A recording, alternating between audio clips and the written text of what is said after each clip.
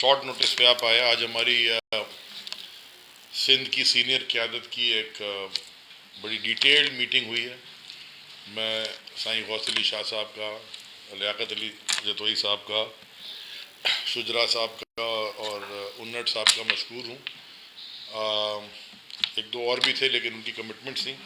काफ़ी detailed discussion आज हुई है कि हम और मैं कुछ चीज़ें आपके सामने रखूँगा। ये हमारी एक सिंध सीनियर एडवाइजरी काउंसिल है जो ख़ुद चेयरमैन पाकिस्तान तहरीक इंसाफ खान साहब भी इसके अंदर हैं और इस ग्रुप में, और वो उनके साथ भी तकरीबन रोज़ मुशावरत होती है जो हालात हैं सिंध में, ख़ास तौर पे उसके ऊपर, और हमारी जो स्ट्रैटेजीज़ हैं। पहले तो मैं ज़रा जल्दी से शुक्रिया अदा कर दूँ सिंध हाई कोर्ट का कि उन्होंने आज फाइनली अल्लाह के करम से बलूचिस्तान, पंजाब, खैबर पख्तूनख्वा और इस्लामाबाद के बाद सिंध में भी जो कराची की ख़ास तौर पे 9 नशिस्तों पे नेशनल असम्बली के इलेक्शंस होने थे वो उन्होंने मनसूख कर दिए क्योंकि सारी अदालतों का फ़ैसला आ गया। सुबह मैं उस पर बात कर चुका हूँ लेकिन क्विकली खाली टच करते हुए कि जी 11 अप्रैल को हमने इस्तीफ़ा दिया, 16 अप्रैल को स्पीकर साहब आए, फिर उन्होंने ख़त लिखा कि जब तक आप सामने नहीं आएंगे हमारे खड़े होकर तब तक हम आपके इस्तीफ़े कबूल नहीं करेंगे। फिर जब हमने कहा कि जी अब तो इस्तीफ़ा आप नहीं कबूल करें तो ठीक है, हम अपोजिशन लीडर अपना लेके आ रहे हैं, जल्दी जल्दी उन्होंने 17 जनवरी को इस्तीफ़े कबूल कर लिए। इसमें डाइकोटमी थोड़ा सा कन्फ्यूजन है। 16 तारीख को अगर आप स्पीकर थे तो आपने 11 तारीख के इस्तीफ़े कैसे एक्सेप्ट किए? तो 5 दिन बाद आप तो थे ही नहीं इस वक्त स्पीकर। और दूसरा ये कि आपके सामने तो हम पेश भी नहीं हुए और अब तो वैसे भी इलेक्शन आ गए सर पे।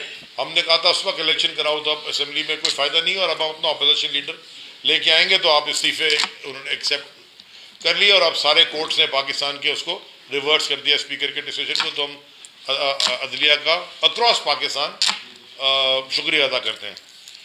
कल सिंध के नामवर डाकू, सिंध के सबसे बड़े लुटेरे, एक बड़ी जमात जो थी एक ज़माने में अब सिकड़ के सिंध की रह गई है, उसके सरबरा आसिफ जरदारी साहब ने कुछ गुफ्तगू फरमाई।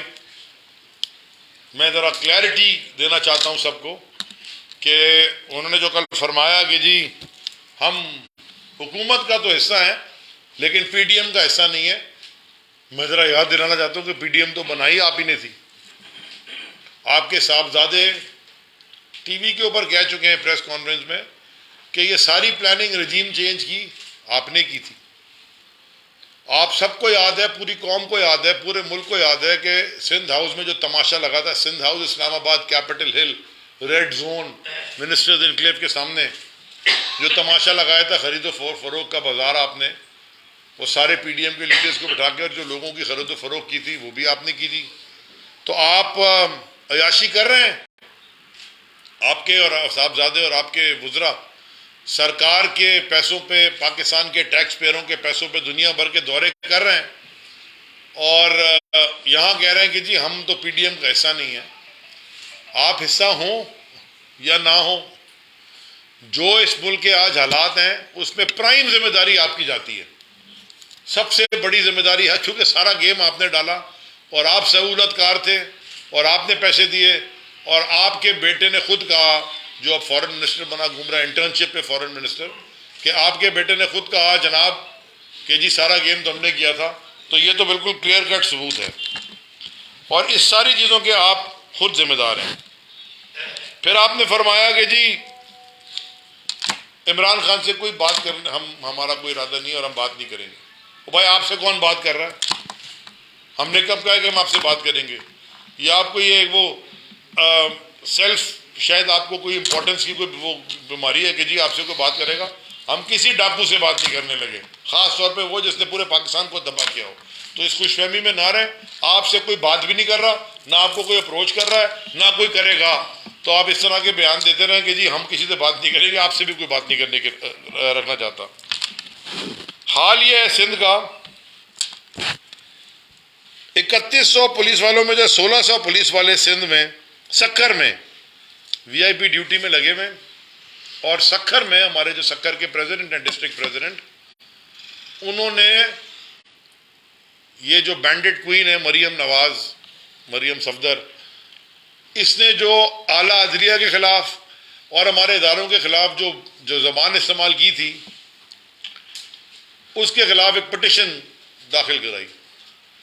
कल से उनको थ्रेट मिल रही है, कल से उनको फॉलो किया जा रहा है। और मैं बड़े क्लियर अल्फाज में सबको बताना चाहता हूं कि तहरीक इंसाफ के वर्कर, ऑफिस वो तो सक्खर के डिस्ट्रिक्ट के प्रेसिडेंट है, मैं तो आम वर्कर की बात कर रहा हूं, इन धमकियों से डरने वाले नहीं हैं। हम जिहाद के लिए निकले हुए हैं, मुल्क के बका के लिए। और जिस तरह मुल्क को लूटा जा रहा है, जिस तरह मुल्क को लूटा गया, ये हम अपना दीनी फरीजा समझते हैं कि मुल्क को और गरीब आदमी को, सिंध में ख़ास तौर में जो लोगों को पीसा गया है, उनके लिए आवाज़ बनना, ये हमारा फ़र्ज़ है। ये अमर बिल मारूफ व नही अनिल मुनकर की हम पैरवी कर रहे हैं, हम फॉलो करते हैं इसको। हम खड़े होंगे जालिम के खिलाफ, हम खड़े होंगे हक के साथ, सच के साथ खड़े होंगे और झूठ के मुकाबले में खड़े होंगे। गवर्नेंस का ये हाल है कि 20 में से 10 डायलिसिस मशीन चांद का मेडिकल कॉलेज में चलती नहीं है। वो और बात है कि कुत्तों की खुदा ना खासा काट ले, उसके टीके भी नहीं है, और लाड़खाना में जो एड्स फैली है वो भी फैल रही है। ये वाहिद सूबा है, सूबा सिंध वाहिद सूबा है पूरे पाकिस्तान में जहां पे लोग भूख से मर रहे हैं। गंदे पानी से की बीमारियां तो उनको लग रही थी, प्यास से भी लोग मरे हैं। ये वाहिद सूबा है पाकिस्तान में जहां पे खुदकुशियां हो रही हैं, और इस सब का जिम्मेदार आसिफ जरदारी है। तो मैं जो आपसे कहा था आखिर में ऐलान करूंगा, मैं अभी कर देता हूं कि हमारी पूरी कमेटी की आज डिटेल मीटिंग हुई है, और इंशाअल्लाह 17 तारीख से और इंशाअल्लाह 22 तारीख तक पूरे हम सिंध में निकल रहे हैं हम सब।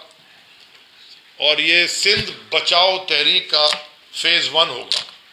आपको याद है पिछले साल फरवरी में शाह महमूद कुरैशी साहब के साथ हमने 10 दिन सिंध हुकूक मार्च किया था।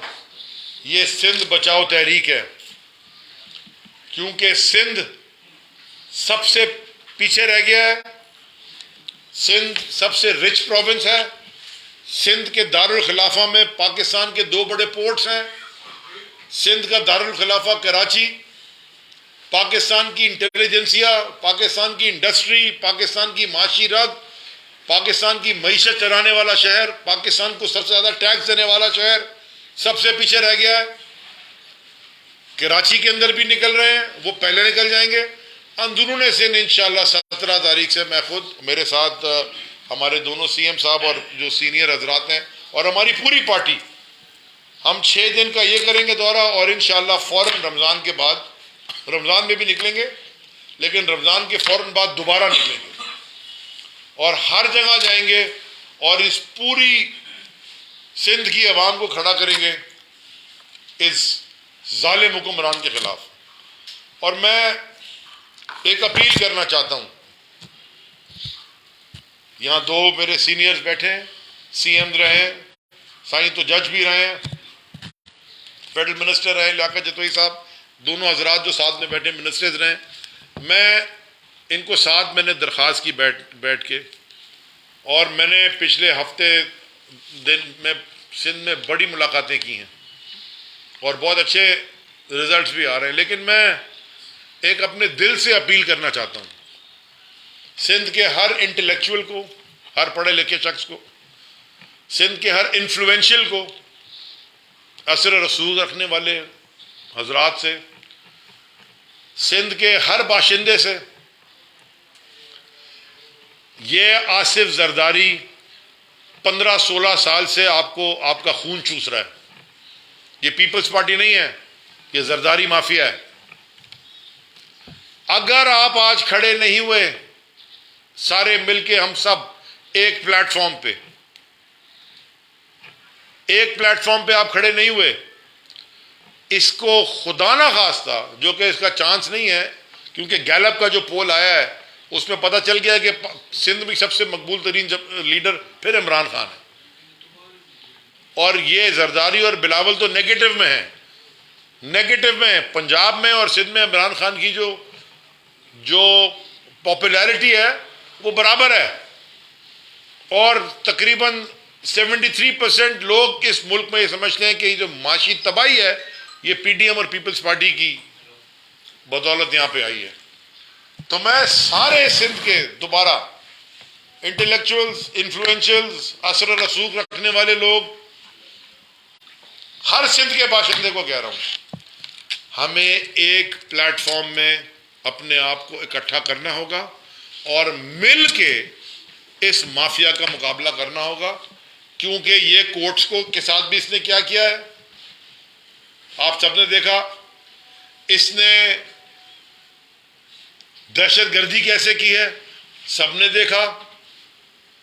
ये इसने अपने, अगर आप मुर्तजा भुट्टो साईं किसी के खानदान में पूछ लें, वो पूछेंगे जी मुर्तजा भुट्टो को किसने मारा, किसने शहीद किया, वो डायरेक्ट बोलते हैं जरदारी ने।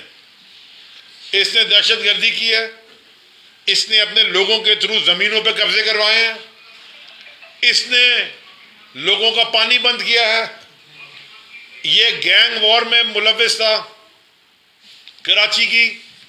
इसने जो सूरज और चांद के नीचे जो क्राइम है ये इसने किया है या करवाया, ये इसमें मुलविस रहा है।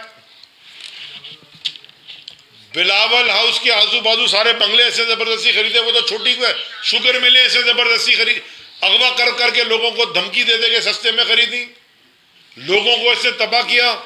और अगर हम इकट्ठे नहीं हुए और आप और हम सब मिलके एक प्लेटफॉर्म पे, मैं आपको अपने फियर बता रहा हूं कि ये नहीं छोड़ेगा।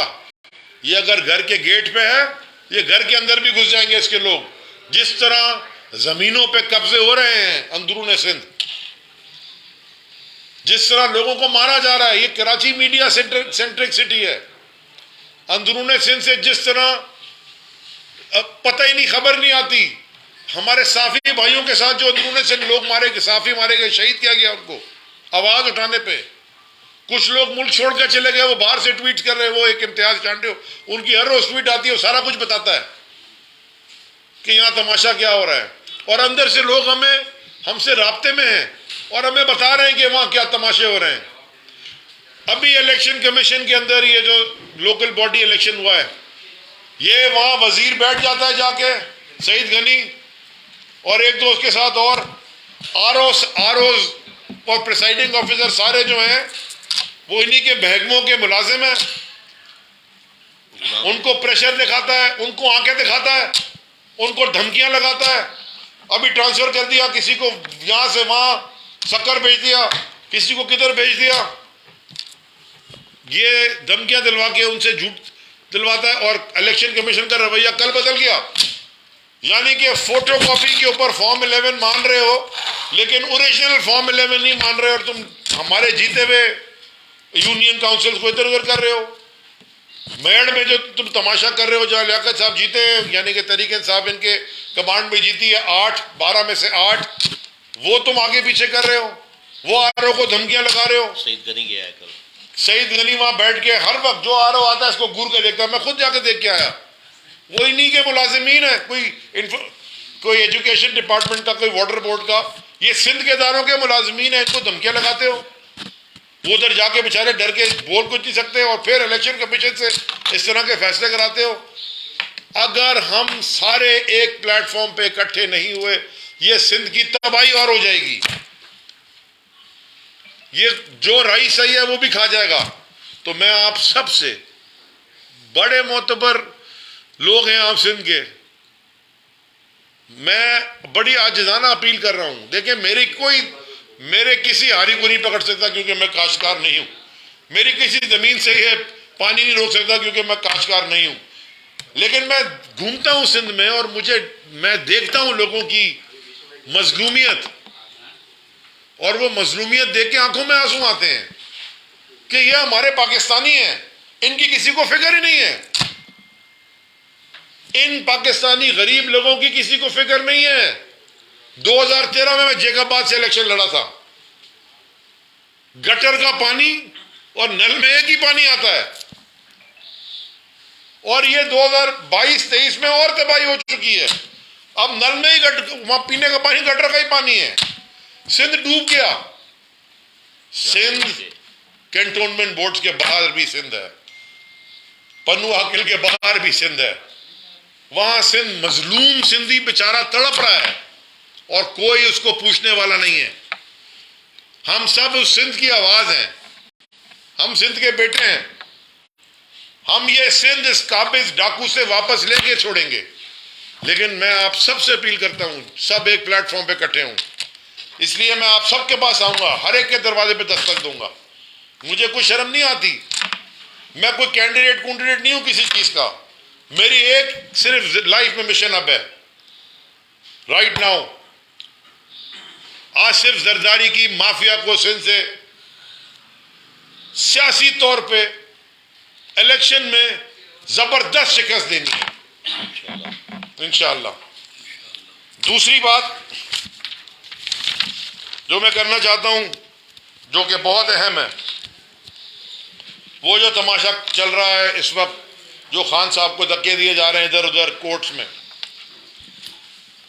एक वो शख्स जिसने पाकिस्तान का नाम पिछले 50 साल से, वो पिछले 50 साल से फख्र से बुलंद पाकिस्तानियों को प्राइड दे रहा है, चाहे वो क्रिकेट की दुनिया में हो, चाहे फिलांथ्रफी में हो, शौकत खानम बनाए 1 2 3 कराची वाला बन रहा है इतना बड़ा, सबसे बड़ा, चाहे नमल नॉलेज सिटी हो, चाहे सियासत का मैदान हो, चाहे नामूस रिसालत की बात हो, चाहे कश्मीर का कौज हो, चाहे अदलिया की आज़ादी की जंग हो, हर जगह पाकिस्तान को, पाकिस्तानियों का सर फख्र से बुलंद किया। पूरे पाकिस्तान की आज जान इमरान खान है। उसके ऊपर एक पता नहीं कैसे टुच्चू के कहने पे सिटिशन का मुकदमा रजिस्टर करते हैं इमरान खान साहब के ऊपर, जिसने गोलियां चलाई, उसको कहते हैं जी आपकी जान को खतरा है, आप वीडियो कॉन्फ्रेंसिंग पे कोर्ट्स में अपने वो कर लें खिताब जो भी। और जिन पे गोलियां चली, जो एक्स प्राइम मिनिस्टर है पाकिस्तान का, एक्स नहीं इंशाल्लाह नेक्स्ट प्राइम मिनिस्टर है, उनको आप कहते हैं कोर्ट में आइए। मैं बड़ी आजिज़ाना दरखास्त कर रहा हूं आपसे। खुद इंटीरियर मिनिस्ट्री कहती थी जब हम निकले थे लॉन्ग मार्च में, जी पता नहीं बड़ा खतरा है इमरान खान को, तो आज वो खतरा कहां गया? जो अटेम्प्टेड मर्डर, जो मर्डर की अटेम्प्ट की, जो गोलियां चली, खान साहब को अल्लाह ने बचाया, जिंदगी और मौत अल्लाह के हाथ में है, तो वो अभी क्या हुआ? आज आप खान साहब को हर जगह जो बुला रहे हैं, इस तरह के 76 75 76 कितने सही उन्होंने मुकदमे किए हैं, सारे पॉलिटिकली मोटिवेटेड हैं, सियासी मुकदमात हैं, कोई करप्शन का मुकदमा नहीं है, सारे सियासी मुकदमात हैं।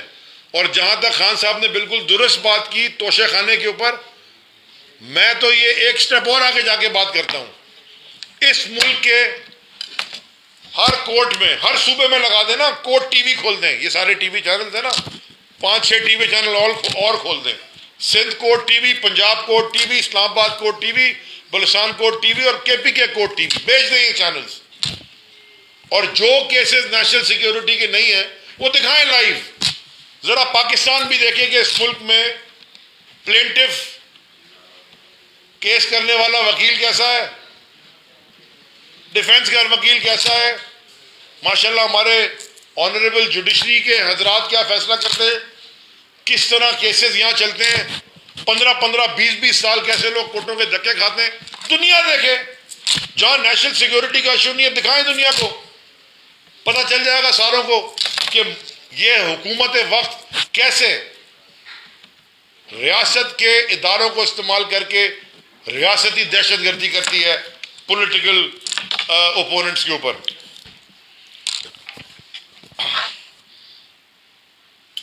आखिर में मैं ये जो पेमरा का बैन लगा है खान साहब के ऊपर, ये भी गैर आईनी फ्रीडम ऑफ एक्सप्रेशन के खिलाफ है। शदीद अल्फाज में मैं मुजम्मत करता हूं जो चैनल ARY के ऊपर को बैन किया गया। ये बिल्कुल गला घोटा जाता है जब आपके पास रीजन नहीं होता ना, बैठ के टेबल के ऊपर आप रीजन नहीं कर सकते, यानी कि आपके पास कोई शवाहिद नहीं होते कि आप बैठ के कोई मुज़ाकरात करें, तो इस तरह की हरकतें करते हैं। जैसे वो एक बड़ा अच्छा स्टेटमेंट था कि पहले वो आपको इग्नोर करते हैं, फिर आप पे हंसते हैं, फिर आप पे हमला करते हैं, फिर आप जीत जाते हैं।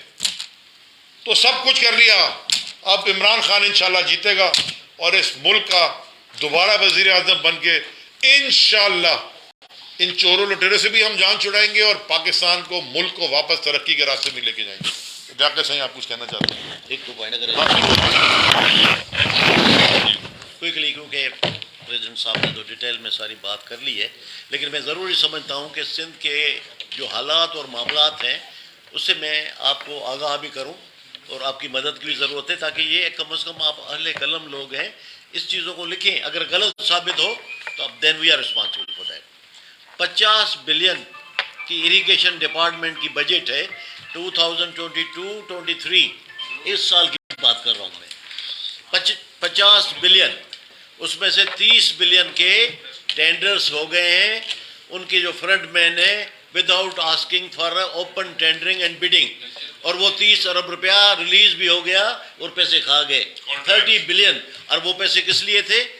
वो लाइनिंग ऑफ कैनाल्स के लिए थे, ड्रेनेज के लिए थे, ब्रीचेस को बंद करने के लिए थे। It's a matter of record, आप ढूंढे जाके कि 30 बिलियन का टेंडर हुआ है, ओपन टेंडर नहीं हुआ, बिडिंग भी नहीं हुई। खास जो उनके लोग हैं 5% उनको देंगे, बाकी जेब में चले जाएंगे। उसके बाद हेल्थ डिपार्टमेंट, ये सोशल सेक्टर बनता है। हेल्थ डिपार्टमेंट में ट्रिलियंस की बजट होती है, आप जाएं कहाँ हॉस्पिटल में दवाई मिलेगी? इंटीरियर में आपको स्नेक बाइट की वैक्सीन नहीं मिलेगी, डॉग बाइट की, पेनोडॉल नहीं है, पैरासीटामॉल नहीं है। ट्रिलियंस की बजट है, वो कहाँ जाती है? अजहर पेचूहा साहिबा जो आपकी हेल्थ की मिनिस्टर हैं सूबाई, ट्रिलियंस की। अब जैसे बताया प्रेसिडेंट साहब ने कि वो चांडका का क्या हाल है डायलिसिस का, दादू में मैंने डायलिसिस दिए, एयर कंडीशन दिए, बेड एसी बेच दिए, बेड बेच दिए। अब this is what the situation. इसके बाद भी अगर लोग कहते हैं कि जी जरदारी साहब सही कर रहे हैं, तो फिर तो मुझे बड़ा अफसोस। मैं सिर्फ एक और चीज ऐड कर दूं आपके सवाल। देखिए, उन्होंने एक बात और की है सिंध के बड़े डाकू जरदारी ने, वो कहता है कि जापान भी तो डिफॉल्ट हुआ था। जापान वर्ल्ड वॉर 2 के बाद इस सिचुएशन में आया था, लेकिन 80 वजीर 100 वजीर नहीं थे जो सरकारी खर्चे पे सरकारी जहाजों में दुनिया भर में घूम रहे थे। 1998 में कोरिया ने भी डिफॉल्ट किया था, ये साउथ कोरिया ने डिफॉल्ट किया था, जिससे पूरी उस वक्त एशिया के जितने भी उधर के ममालिक हैं सब के ऊपर बहुत बड़ा फाइनेंशियल इंपैक्ट पड़ा था। लेकिन वो खड़े हो गए इसलिए कि वो कौम बने और लीडरशिप अच्छी मिली। 4-5 लोगों ने मिलकर तरक्की वाले फैसले के, ठीक फैसले के, मुल्क ठीक हो गया। यहाँ 100 की फौज लेके बैठे हैं, कुछ किसी को नहीं पता। यानी कि गुटखा किंग डॉक्टर फैसल सुल्तान, दुनिया का माना हुआ इन्फेक्शियस डिजीज का डॉक्टर, शौकत खानम को ब्रिलियंटली चलाया, हर दुनिया का अवार्ड लेके आया। उसको रिप्लेस किसने किया? कादिर पटेल साहब ने। वो राजू बन गया, जेंटलमैन, टाई वाई लगा के जिनीवा में बैठा था। मैंने बोला था ये कौन सा वाला है, चोरों को बिठाया। हाँ, वो मशहूर है कराची में, पता किस बात के लिए मशहूर है। तो इस तरह के लोग बैठे हैं सारे। राना सनाउल्लाह, मैंने कल प्रेस कॉन्फ्रेंस करके आपको बताया, मुझे बताया ना, मैंने तो नहीं इल्जाम लगाया। एक एंटी नारकोटिक्स के डीजी ने इल्जाम लगाया, पकड़ा रंगे हाथों, वर्दी में बैठ के सिटिंग मेजर जनरल ने प्रेस कॉन्फ्रेंस की और कहा 95% हमारा कन्विक्शन रेट है। वो आदमी आज वजीर दाखिला बना बैठा। हाँ, यानी कि हमारे मुल्क में एक ड्रग पेडलर और वजीर इंटीरियर मिनिस्टर बनेगा। तो इस तरह की हरकतें करने से मुल्क नहीं बदलने लगा। ये हरकतें करने से, हमको धमकियां देने से, इमरान खान के ऊपर FIR काटने से, तंग करने से, और शाह महमूद और फवाद चौधरी पे भी FIR काट दीजिए उन्होंने, पता नहीं किसी चीज के बरकत। इससे अगर मईशत ठीक होने लगी होती तो बहुत पहले हो गई होती। इससे आप तबाही कर रहे हैं। जी सर।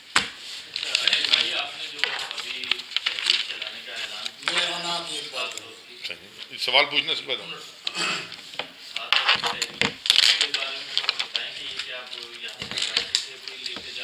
मैं ये नंबर 1, नंबर 2 ये कि पहले भी आप इस तरह की रैलियां निकालते रहे हैं, लेकिन ये क्या वजह है कि पीटीआई की सिंध के अंदर जो है वो मकबूलियत उस तरह नहीं बढ़ रही? मैं आपके दूसरे सवाल का जवाब देता हूँ। ज़रा आप गैलप का सर्वे पढ़ लें, पल्स जो कल आया है, आपको समझ आ जाएगा कि हमारी मकबूलियत सिंध में कहाँ है। देखिए, मैंने आपसे पहले भी अर्ज़ किया कि क्योंकि मीडिया की इतनी पेनिट्रेशन अंदरूनी सिंध नहीं है, आपको नहीं पता वहाँ क्या हो रहा है।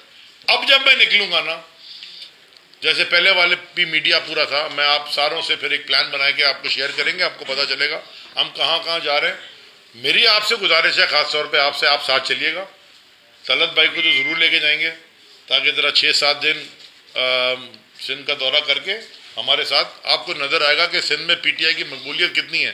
अभी तो हम जा रहे हैं, जब जिस दिन खान साहब इधर आ जाएंगे तो आपको समझ आएगा कि क्या है। जी उन्होंने साहब कुछ बात कर रहे सर, आपने ये कहा कि हम जाएंगे, लेकिन ये तो थोड़ा सा बता दें कि वो लोग कहते हैं कि हम किस तरह से पीटीआई का साथ दें, इसलिए पुलिस जो है वो पीपल्स पार्टी की गवर्नमेंट है, सब कुछ है, हमारे ऊपर केसेस होंगे, मुकदमात होंगे, हमें बंद कर दिया जाएगा, तो पीटीआई हमें छोड़ाई कैसे? तो किस तरह से आपका कैसे साथ है? देने को तो तैयार है, लेकिन उनके पास कोई रास्ता नहीं है कि वो आपके साथ चले। मैं आप कुछ एक राना सनाउल्लाह की जो जैद साहब ने बात की, तो कैसा वज़ीर दाखिला है, कल उसने प्रेस कॉन्फ्रेंस की है टीवी पे, आपने सब ने देखी होगी। अभी हमारी इमरान खान से ज़ाती दुश्मनी है, ज़ाती दुश्मनी। तो बाकी अब क्या बचा? जो हमला हुआ था कातलाना, अभी जो रिस्क है खान साहब को इतना थ्रेट है, इसके बाद क्या बचा है? अभी भी वो वज़ीर दाखिला है जो कहता है ओपन आके टीवी पे कि हम मेरी अभी ज़ाती दुश्मनी है, और 84 पता नहीं 88 या 84 केस दाखिल हो गए हैं। जाता है कोर्ट में भी केस दाखिल, नहीं जाता है भी केस दाखिल। बाकी जैसे आपने भाई बात की कि ये पता लगेगा इलेक्शन में कि मकबूलियत का पता, अभी तो आपको नहीं पता लगेगा ना। लोग बड़े खौफ में बेचारे चुप हैं। वाकई आपकी बात सही है। अच्छा हुआ कि ये हम बात करते हैं, आप बात कर रहे हैं कि पुलिस का इतना खौफ है, ये है वो है। आपके मुंह से हमने बात सुनी, ये पता आपको इलेक्शन में लगेगा कि देखो क्या मकबूलियत कितनी है। अच्छा साहब, ये तो बता दिए कि आप कह रहे हैं आप डाकुओं से उनसे रब्ता नहीं है। फवाद चौधरी ने खुर्शीद शाह से रब्ता किया है कि पीपल्स पार्टी हम बात करना चाहते हैं इलेक्शन पे तमाम पार्टियों से, तो उनसे मदद मांगी। तो क्या कहते हैं इसमें? देखें, हमने ये पहले दिन से कहा है, इलेक्शन पे हम हुकूमत से बात करने को तैयार है। इलेक्शन की डेट फाइनल करने पे, बस उससे आगे कोई बातचीत नहीं है। That's it. और आपके सवाल का तलत भाई सिर्फ एक ऐड कर दूं, इसीलिए मैंने अपील की है सिंध के सब साहिब हैसियत लोगों से और आवाम से, ख़ास तौर पे एक पेज पे इकट्ठे हो जाएं ताकि मिल के फिर इस माफिया का मुकाबला कर सकें। Thank you. अच्छा सर, सियासत में माजी में अभी भी ये सारे सीनियर सियासतदान बैठे हुए हैं, ये सब 12 गिरफ्तार हुए हैं। पीटीआई के लिए एक खास ये बन रहा है कि आपके लीडर गिरफ्तारी से बहुत डरते हैं। जब भी गिरफ्तारी का मामला आता है आप जमानतों में चले जाते हैं, गायब हो जाते हैं, वारंट रिसीव नहीं करते हैं, ये क्या है? देखिए, इमरान खान साहब ने 2007 में पंजाब यूनिवर्सिटी में खुद जाके गिरफ्तारी दी थी। आज इमरान खान साहब की जान को बहुत खतरा है। जिस तरह हमें कहा गया था नवाज शरीफ की लाइफ गारंटी कर दें, अब कोई गारंटी कर दे, हमें कहा गया था नवाज शरीफ की लाइफ गारंटी कर दें, फिर 50 रुपए के वो स्टैंप पेपर में मुल्क छोड़ के चला गया। हम भी यही डिमांड करते हैं कि इमरान खान की लाइफ की गारंटी कर दें, तो इमरान खान साहब कोर्ट में आ जाएंगे। सारे कोर्ट्स में जाते रहे वो, हमले के बाद से और इंजरी के बाद से, उसके बाद भी जबरदस्ती ले जाया जा रहा है, जबकि आज खतरा बहुत ज़्यादा है। कल आपने पढ़ ली वो CIA का एम्बेसडर जो था UK का एक पुराना, उसको इसने क्या कहा कि CIA ने इमरान खान को हटवाया। थैंक यू जी। अच्छा अली भाई, इजाजत है एक और सवाल का जवाब दे दें, लेकिन आपके पास भी सीटें हैं, इसी तरह जमात इस्लामी के पास भी हैं, तो कराची के मेयर के लिए क्यों नहीं आप दोनों मिल बैठते और कराची की मेयरशिप का जो है ना फैसला करते? वो जमात इस्लामी वाले अलहदा हैं, आप अलहदा घूम रहे और पीपल्स पार्टी दावा करे कि मेयर कराची हमारा होगा, तो इसके ऊपर आप क्यों नहीं मिल बैठते? अच्छा सवाल। इससे रिलेटेड है, कल हाफिज नईम रहमान ने प्रेस कॉन्फ्रेंस में इल्ज़ाम लगाया है कि हम उनको जितवा रहे हैं, लेकिन बज़ाहिर वो लग रहा है कि पीपल्स पार्टी की जो पीटीआई सहूलतकारी का कर रही है, जैसे हमारी सीटें कम कर रही वो है। हमारे बीच में चुरा घूम रहा है, ये कहा है। हाफिज भाई से मेरी अच्छी बातचीत चल रही है और इंशाल्लाह आपको अच्छी खबर मिलेगी। किसी हाल में भी पीपल्स पार्टी का इंशाल्लाह मेयर नहीं आएगा।